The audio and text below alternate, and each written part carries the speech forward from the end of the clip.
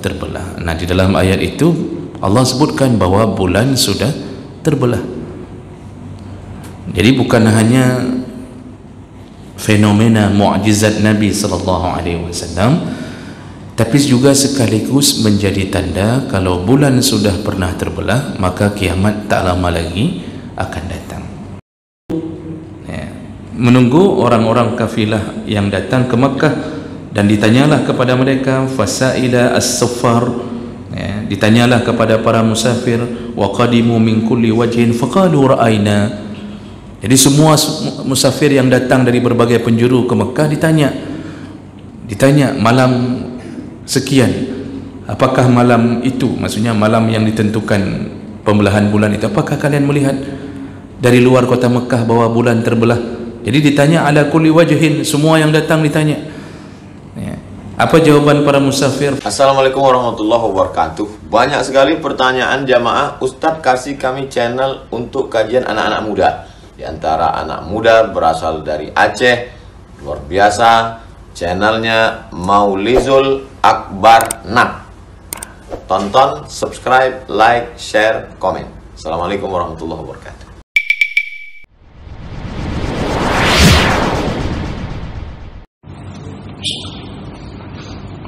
Assalamualaikum warahmatullahi wabarakatuh. Innal hamdalillah nasta'inuhu wa nastaghfiruh. Na'udzu bihi min shururi anfusina wa min sayyiati a'malina. Man yahdihillahu fala mudilla lahu wa man yudlil fala hadiya lahu. Asyhadu an la ilaha illallah wahdahu la syarika lahu wa asyhadu anna Muhammadan 'abduhu wa rasuluhul karim. Allahumma salli wa sallim ala nabiyyina al-Mustafa Muhammadin wa ala alihi wa ashabihi ajma'in. Amma ba'd. Rabbi shrah li sadri wa yassir li amri wa hlul 'uqdatan min lisani yafqahu qawli. Segala puji bagi Allah, kemudian salawat dan salam kepada Rasulullah, pada keluarga dan seluruh sahabat-sahabatnya. Bapak Ibu jemaah salat subuh yang Allah muliakan insyaallah. Di pertemuan yang lalu kita sudah membahas tanda-tanda kiamat yang kecil, dan yang sedang kita bahas yaitu tanda-tanda yang terjadi ketika Nabi masih hidup. Dan tanda pertama itu adalah diutusnya Nabi Muhammad SAW menjadi tanda pertama bahwa kiamat akan segera datang. Dan sudah kita bahas, namun kenapa orang-orang merasa lama? Allah Subhanahu wa ta'ala menyebutkan innahum yarawnahu qariba wa narahu ba'ida. Hambaku melihatnya lama, jauh, sedangkan aku melihatnya dekat sekali. Jadi ini maksudnya dekat dalam pandangan Allah Subhanahu wa ta'ala. Dan makna yang kedua, kenapa dari semenjak Nabi diutus sampai sekarang belum kiamat, itu disebabkan cara pandang kita, yaitu kita diberi waktu oleh Allah sama seperti dari waktu asar ke maghrib, sedangkan umat-umat terdahulu telah menjalankan kehidupan dari maghrib sampai ke asar. Jadi kitalah yang menghabiskan di penghujung waktu. Jadi kita sedang menjalani waktu dari asar ke maghrib berdasarkan hadis Nabi SAW. Jadi yang dimaksud sangat dekat ketika Nabi diutus, berarti kitalah yang menghabiskan waktu sisa di ujung zaman ini, bagaikan orang yang menunggu asar ke maghrib. Dan sudah puluhan ribu tahun atau bahkan ratusan ribu tahun telah dijalani oleh umat-umat terdahulu. Nah, ini menjadi tanda pertama bahwa kiamat akan segera datang dengan diutusnya Nabi sallallahu alaihi wasallam. Jadi kalau tidak, seandainya Nabi Muhammad belum datang sampai hari ini, maka tentu kiamat masih jauh. Tapi Nabi kita telah datang, maka bersiap-siaplah menuju kepada hari kiamat. Kita lanjutkan tanda yang kedua, yaitu tanda dari kiamat kecil, tanda-tanda kiamat kecil, dan yang telah terjadi dari masa Nabi. Tanda keduanya adalah insyiqaqul qamar, yaitu terbelahnya bulan. Jadi kalau sudah terbelah bulan, berarti kiamat akan segera datang. Dan itu disebutkan oleh Allah Subhanahu wa taala. Kata Allah Subhanahu wa taala, iqtarabatis sa'ah wal syaqqal qamar. Itu dalam surat Al-Qamar. Iqtarabatis sa'ah, kiamat itu sudah dekat, kata Allah. Jadi Allah memakai fi'il madhi atau past tense untuk menunjukkan bahwa kiamat itu dalam catatan Allah sudah sangat dekat. Apa tandanya? Yaitu terbelahnya bulan, insyaqqal qamar. Jadi kembali Allah memakai fi'il madhi atau past tense dalam grammar bahasa. Allah ingin mengatakan bahwa kiamat akan segera datang, dan tanda-tandanya kalau bulan sudah terbelah. Nah, di dalam ayat itu Allah sebutkan bahwa bulan sudah terbelah. Jadi bukan hanya fenomena mukjizat Nabi sallallahu alaihi wasallam, tapi juga sekaligus menjadi tanda kalau bulan sudah pernah terbelah, maka kiamat tak lama lagi akan datang. Nah, jadi dia mengatakan Allah,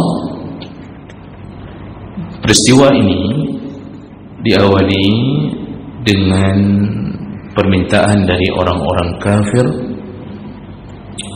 yang mereka ingin mengolok-olok Nabi sallallahu alaihi wasallam. Tujuan permintaannya sebenarnya ingin membuat keyakinan di antara orang kafir bahwa Muhammad bukan Nabi. Jadi bukan permintaan untuk mencari kebenaran, tapi permintaan agar Nabi tidak berhasil untuk melakukan itu, sehingga mereka bertambah yakin bahwa agama yang dibawa oleh Nabi adalah agama yang tidak benar. Maka pembesar-pembesar kafir Quraisy memohon kepada Nabi untuk menampakkan mukjizatnya kalau benar dia seorang Nabi, dan salah satu permintaan itu adalah dengan meminta untuk dibelahnya bulan. Dan itu berdasarkan hadis Anas bin Malik radhiyallahu anhu, hadis riwayat Bukhari dan Muslim. Kata Anas bin Malik, inna ahla Makkah sa'alu Rasulullah sallallahu alaihi wasallam ayyuriyahum ayatan fa'arahum insyiqaqal qamar marratain. Jadi kata Anas, ahla Makkah atau penduduk Makkah itu meminta kepada Nabi untuk menampakkan kepada mereka tanda bahwa dia adalah seorang Nabi, atau meminta kalau benar engkau seorang Nabi, nampakkan mukjizatmu, karena yang kami tahu Nabi itu punya mukjizat. Jadi disebut dengan mukjizat itu berasal dari kata ajuza ya'juz atau a'jaza yu'jizu, artinya melemahkan. Maka kalau kita mendengar kalimat mukjizat, itu maknanya adalah tanda atau bukti yang datang dari Allah kepada nabinya untuk melemahkan orang-orang yang menentang Nabi. Maka disebutlah dengan mukjizat, yaitu sesuatu yang bisa melemahkan orang-orang yang menentang Nabi. Dan ini kelebihan hanya diberikan kepada Nabi. kalau diberikan kelebihan kepada seorang yang bukan Nabi, maka disebut dengan karamah, yaitu kemuliaan yang diberi oleh Allah Subhanahu wa taala. Karamah ini bisa datang kepada siapapun dengan petunjuk dari Allah Subhanahu wa taala. Dan dia datang seperti datang kepada Umar bin Khattab yang sedang berbicara di atas mimbar Jumat, lalu tiba-tiba dia mengarahkan pasukan perang, padahal dia sedang berkhutbah di atas mimbar. Dia mengatakan kepada pasukan perang yang sedang diutusnya, dan itu jauh sekali dari tempatnya, dia mengatur dari atas mimbar, sehingga waktu itu orang-orang yang melakukan Jumat terheran-heran kenapa Umar tiba-tiba materi Jumatnya berubah menjadi pasukan perang. Jadi disuruh mundur oleh Umar, mundur, lalu siapkan yang sayap kanan, lalu begini dan begini, hingga orang terheran-heran. Ketika Umar turun, kemudian orang-orang bertanya, ada apa? Wahai Umar, kenapa engkau tiba-tiba seperti panglima perang? Lalu Umar mengatakan, aku dinampakkan Allah keadaan pasukan kita yang sedang berperang. Dan akhirnya para sahabat yang lain menunggu pasukan itu pulang. Dan ditanyalah kepada pasukan itu, apakah kalian di hari Jumat yang lalu atau di bulan yang lalu kalian mendengarkan suara Umar, perintah dari Umar begini dan begini? Semua pasukan perang kemudian mengatakan, kami mendengar suara Umar bagaikan Umar berada di tempat kami. Ini namanya karamah. Jadi kalau mukjizat itu khusus para nabi, orang-orang yang dekat dengan Allah, maka disebut dengan karamah. Karamah ini tidak bisa dituntut, tidak bisa dituntut dengan melafazkan kalimat-kalimat, mantra-mantra, tidak bisa. Makanya untuk mendapat karamah itu syaratnya adalah dekat dengan Allah sehingga menjadi wali Allah Subhanahu wa taala. Jadi hati-hati yang menuntut untuk menjadi karamah, lalu dia membeli buku primbon, kemudian dia mendapatkan keterangan barang siapa yang membaca ya Jabbar 20.000 kali maka dia akan bisa begini. Bisa jadi itu bahkan dimanfaatkan oleh syaitan, ya. Jadi ini yang perlu dibedakan. Nah, jamaah menekar Allah Subhanahu wa taala. Jadi bahasa dari Anas bin Malik mengatakan permintaan dari orang-orang kafir Mekah untuk meminta Nabi membelah bulan. Lalu kemudian Nabi SAW dalam beberapa tafsir hadis sebutkan, Nabi bertanya kepada mereka, seandainya Allah mengizinkan aku membelah bulan, apakah kalian akan beriman kepada aku? Beriman kepada Allah dan beriman dengan ajaran yang kubawa? Lalu mereka dengan bahasa olok-oloknya mengatakan, belah saja dulu, nanti kita lihat. Jadi kalau bahasa kita, kaplah juilen itu denging, menyocok dah damang. Kalau cocok nanti kita masuk Islam, tak cocok ya terserahlah, nantilah kita lihat. Coba aja belah dulu. Ini bahasa ulok-ulok namanya, bahasa mengolok-olok Nabi SAW. Cuma karena Nabi benar-benar ingin menyatakan kepada mereka bahwa akulah orang yang diutus oleh Allah, maka Nabi kemudian bermohon kepada Allah agar diizinkan untuk terbelahnya bulan. Ada riwayat yang mengatakan Nabi salat 2 rakaat, tapi ada juga riwayat yang mengatakan Nabi berdoa, lalu Nabi menunjukkan jarinya ke arah bulan. Dan dalam hadis Bukhari yang lain juga dari Anas bin Malik radhiyallahu anhu, kemudian apa yang dilakukan oleh Rasulullah sallallahu alaihi wasallam, fa'arahumul qamar shiqqatain hatta ra'u juz'an bainihima. Lalu kemudian Nabi menunjukkan jarinya ke arah bulan, dan kemudian bulan itu terbelah menjadi 2 bahagian, dan 2 bahagian itu sampai berada di antara 2 gunung.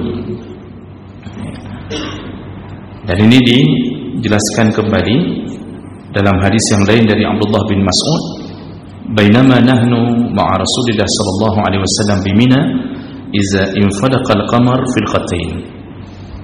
ketika kami berada di Mina bersama Rasulullah sallallahu alaihi wasallam, maka Rasulullah membelah bulan menjadi dua bahagian, fakanat filqatan wara' al-jabal wa filqatan dunahu, faqala lana Rasulullah ashhidu. Jadi satu bahagian dari bulan tersebut itu berada di atas gunung. Jadi ketika bulan itu diturunkan oleh Allah, yang satu bahagian berada di atas gunung dan bahagian yang lain berada dunahu, di bawah gunung, artinya di bawah kaki gunung. Jadi benar-benar terbelah. Nah, bahasa-bahasa hadis itu menunjukkan bahwa pembelahan bulan yang dilakukan oleh Nabi dengan izin Allah itu terjadi dua kali. Sekali di Makkah ketika Nabi berada di Makkah, dan sekali lagi ketika Nabi dan sahabat berada di Mina. Jadi makanya pun para ulama mengatakan bahwa pembelahan bulan ini tidak hanya terjadi sekali, tapi terjadi dua kali. Anas bin Malik mengatakan dalam hadis riwayat Muslim, fa'arahum insyiqaqal qamar marratain. Rasulullah menampakkan kepada penduduk Makkah tentang pembelahan bulan dua kali. Lalu kemudian Ibnu Mas'ud tadi mengatakan bahawa ketika insyaqqal qamar wa nahnu ma'an Nabi sallallahu alaihi wasallam bi Mina, pernah juga terjadi pembelahan bulan, kami bersama Rasulullah sedang di Mina. Nah, jadi proses pembelahan bulan ini itu terjadi sebelum Nabi hijrah ke Madinah. Jemaah melakukan Allah Subhanahu wa taala. Setelah kemudian dibelahnya bulan dengan dua kali proses atau dua kali penampakan itu, disebutkan oleh Ibnu Mas'ud, ra'aitul qamar munshaqqan bi shiqqatain maratain di Makkah qabla makhrajin Nabi sallallahu alaihi wasallam. Aku melihat terbelahnya bulan dua kali, dan itu terjadi, kata Ibnu Mas'ud, sebelum Nabi hijrah ke Madinah. Lalu kemudian Ibnu Mas'ud menggambarkan syiqqatan ala Abi Qubais wa syiqqatan ala As-Suwaidah. Waktu dibelahnya bulan, satu potong dari bulan itu berada di Jabal Qubais atau Gunung Abu Qubais, dan potongan yang lain berada di Suwaidah. Ini Jabal Qubais ini kalau Bapak Ibu umrah, lihat di area Masjidil Haram, itu ada satu bangunan di atas bukit berbentuk seperti istana, yang di bawahnya telah dibuat batu eleng. Nanti kalau lihat di gambar bisa mendapatkan gambar itu apa, tempat yang namanya Jabal Qubais. Sekarang di atas Jabal Qubais itu dibuat istana raja. Jadi apabila Raja Saudi menuju ke Mekah, tinggalnya di tempat itu. Itu di atas itulah potongan bulan yang ditempatkan Allah Subhanahu wa taala. Yang satu lagi berada di Suwaidah.